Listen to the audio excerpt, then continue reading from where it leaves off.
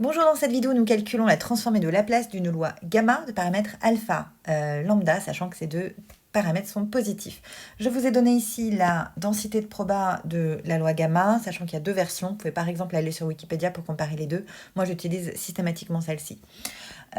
Du coup, on va prendre Lx pour la transformée de Laplace de la variable x au point u. Alors pour l'instant, je ne vous dis pas où se trouve u, parce qu'on ne le sait pas encore. En effet, donc ce machin n'est défini que quand cette espérance que je suis en train d'écrire, qui est sa définition, est finie.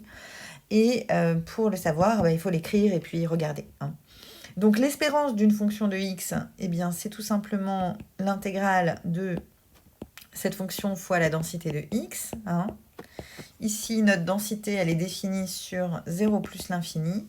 Et donc, ça va nous faire exponentielle de EIX, x puissance alpha moins 1, lambda puissance alpha, exponentielle de moins lambda x divisé par la fonction gamma de alpha.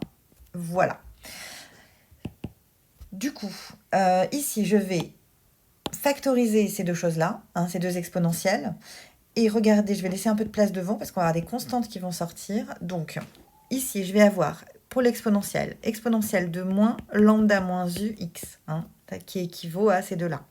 Et ensuite, x puissance alpha moins 1, gamma de alpha. Et ce que je vais faire, c'est que je vais mettre mon lambda puissance alpha devant. Pourquoi je fais ça?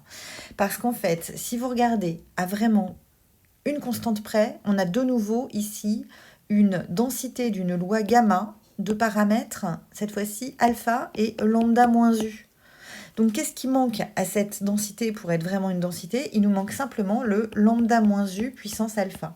Et puisque je multiplie par ce truc-là, eh bien, il faut que je divise par ce truc-là.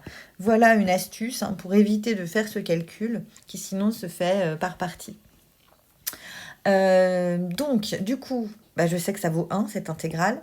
Encore faut-il, parce que c'est l'intégrale donc d'une densité de probabilité sur son domaine de définition, encore faut-il qu'elle soit définie.